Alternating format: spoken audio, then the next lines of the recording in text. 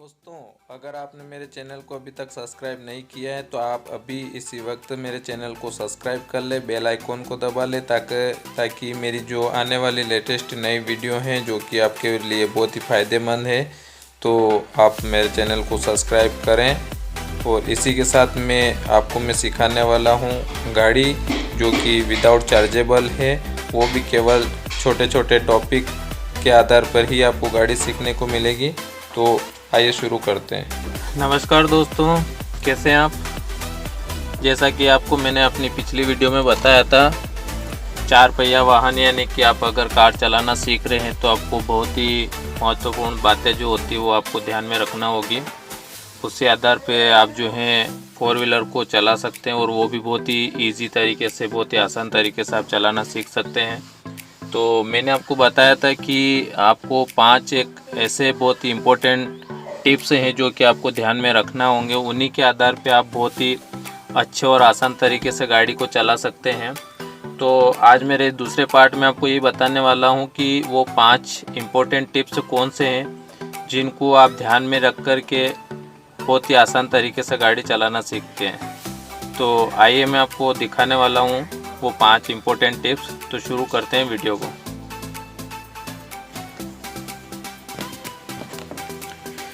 जैसा कि आप देख पा रहे हैं, मैं गाड़ी के अंदर बैठा हूँ और ये जो गाड़ी है ये मारुति अल्टो है। पुराना मॉडल है, लेकिन तकरीबन सभी जो गाड़ियाँ होती है वो कुछ इसी प्रकार के पैटर्न पे बनी हुई होती हैं। बस फ़र्क होता है तो इतना है कि जो पुराने जो गाड़ियाँ हैं, पुरानी गाड़ियाँ मैनुअल हैं और अभी जो नए लेटेस्ट जितने भी वर्जन या नए मॉडल जितने भी आ रहे हैं वो सभी जो हैं पूरे ऑटोमेटिकली हैं। तो आपको विशेष करके यही ध्यान रखना होगा कि ऑटोमेटिकली गाड़ियों में और जो मैनुअल गाड़ियां हैं उनमें विशेष करके किस किस बातों का अपनों को ध्यान रखना है, तभी जाकर के आप वाहन को चला पाएंगे। और वाहन को चलाने के साथ साथ में जो विशेष चलाते समय जो एक इम्पोर्टेंट जानकारी रखना होती है वह होती है साइडों की, आगे पीछे की। तो वही सबसे इम्पोर्टेंट रहती है कि आप जब वाहन चला रहे हैं तो साइडें आपको एनी टाइम ध्यान में रखना है कि साइडों में कौन चल रहा है, किस गति से चल रहा है। पीछे का भी अगर आपको ध्यान रखना होगा, आगे का भी ध्यान रखना होगा।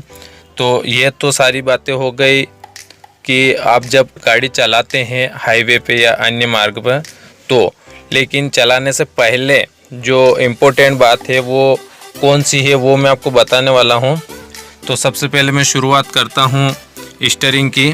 तो यह जो स्टीयरिंग है, अभी ये स्टीयरिंग पूरी मैनुअल है, यानी कि ऑटोमेटिकली या पावर विंडो नहीं है, ये नॉर्मल विंडो है पूरा। इसकी जो स्टीयरिंग है ये बहुत काफ़ी हार्ड है और इसको काफ़ी ज़्यादा राउंड देना पड़ेंगे तब जाकर के स्टीयरिंग पूरी मुड़ पाती है। लेकिन अब जो नए मॉडल जो आ रहे हैं, सारे नए मॉडलों में तो बहुत ही इजीली ज़रा सा राउंड लेते हैं और पूरी पावर स्टीयरिंग जो रहती है वो व्हील को पूरा राउंड दे देती है। तो यहाँ से मैं शुरुआत करते हुए आपको बताने वाला हूँ कि ये जो स्विच होता है, ऑन स्विच, इसका विशेष आपको ध्यान रखना है कि यह जो स्विच है अपनों को किस प्रकार यूज़ करना है, कहाँ से शुरुआत करना है।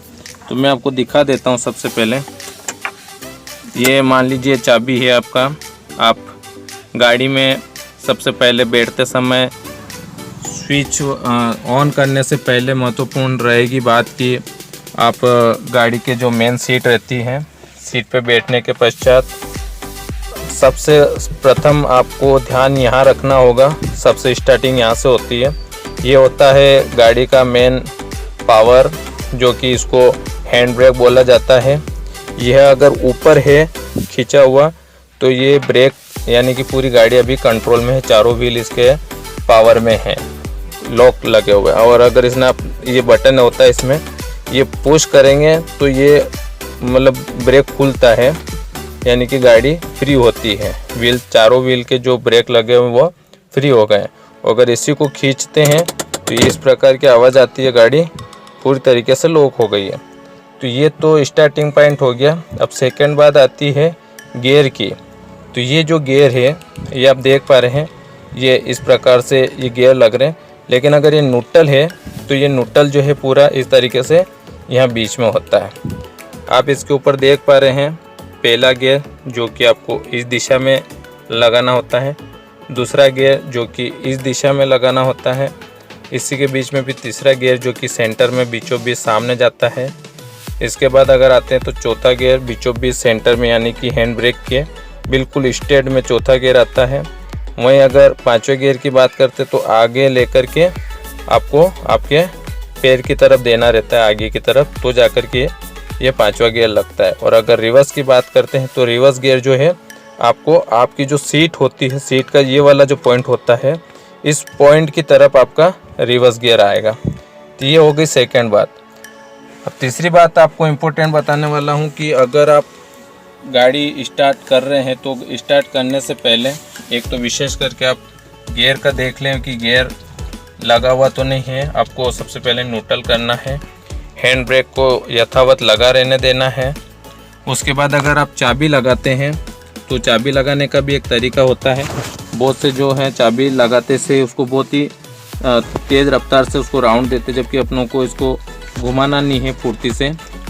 स्विच में लगाया, आप देख पा रहे हैं पहला राउंड, दूसरा राउंड, ये 2 राउंड जो होते हैं, मतलब आप देख पा रहे हैं डिस्प्ले ऑन हो चुका है। इसमें जो भी इसके नोटिफिकेशन रहते हैं डिस्प्ले के वो सामने आ चुके हैं, यानी कि गाड़ी का जो पावर है वो अभी वर्तमान में बैटरी ऑन हो चुकी है।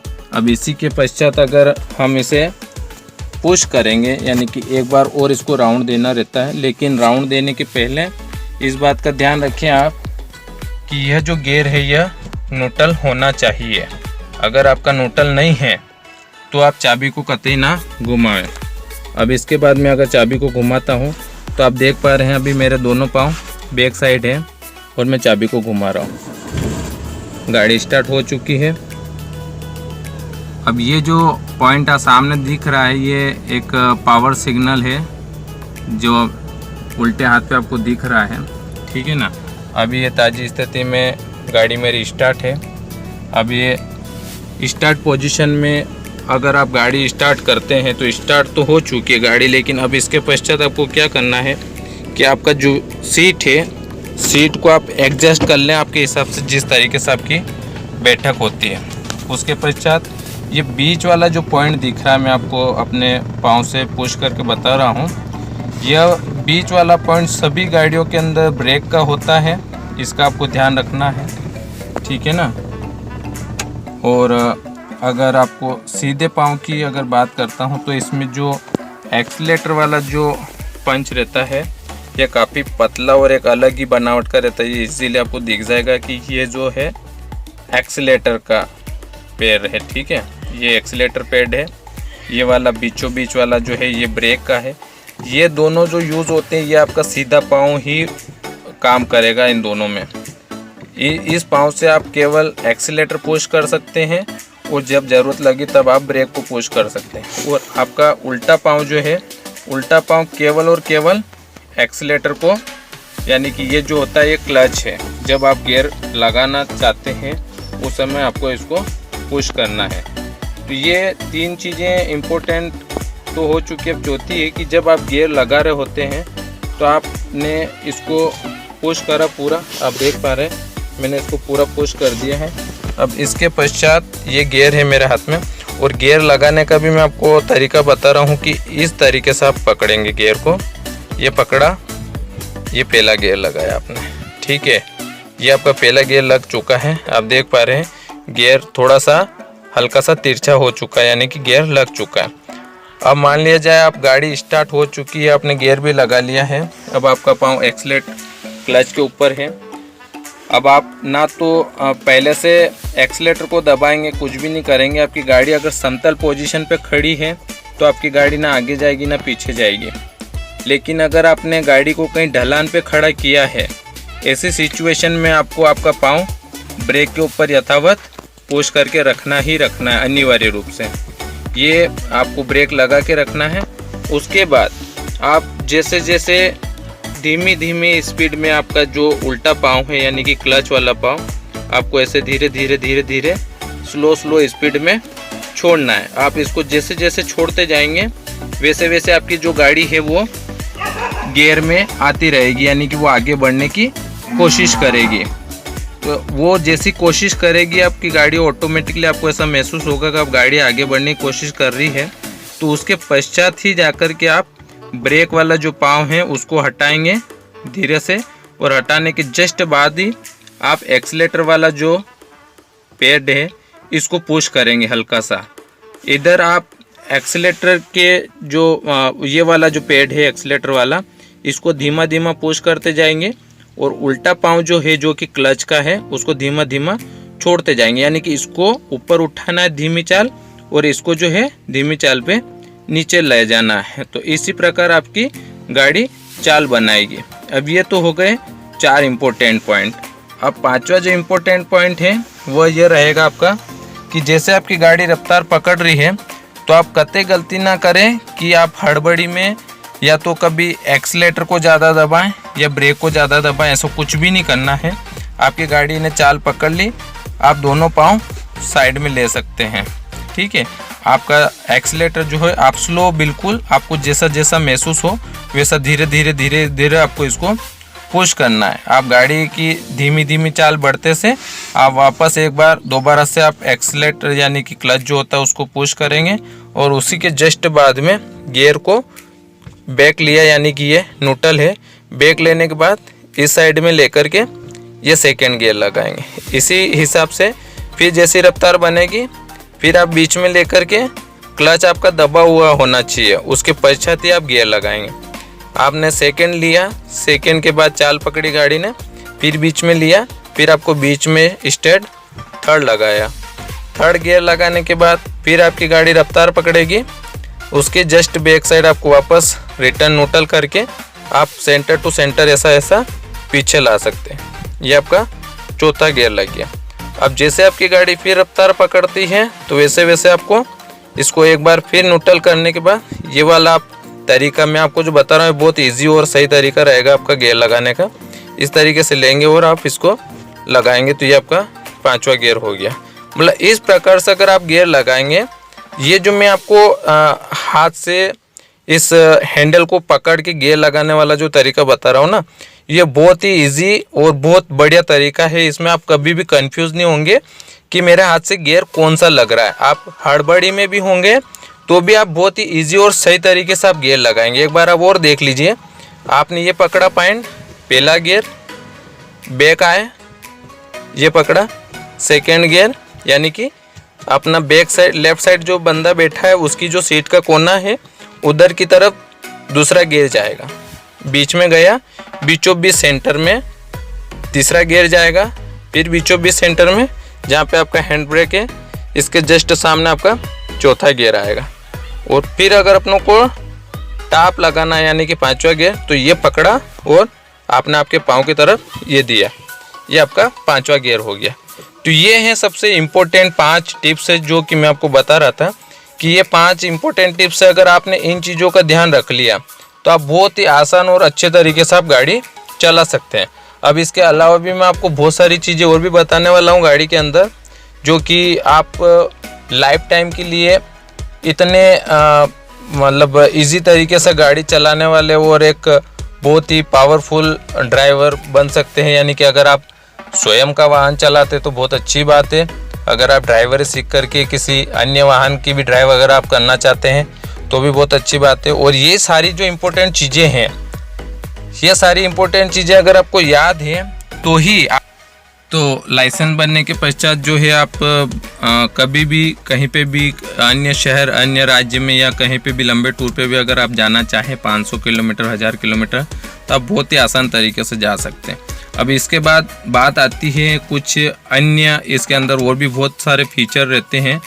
ये बोल दूं कि आरटीओ से जुड़े हुए, यातायात विभाग से जुड़े हुए जो वाहन के अंदर कुछ जैसे हेडलाइट हो गया, इंडिकेटर लाइट हो गया, ब्रेकर पीछे का जो ब्रेक लाइट हो गया, जब रिवर्स लेते हैं तो रिवर्स का लाइट हो गया।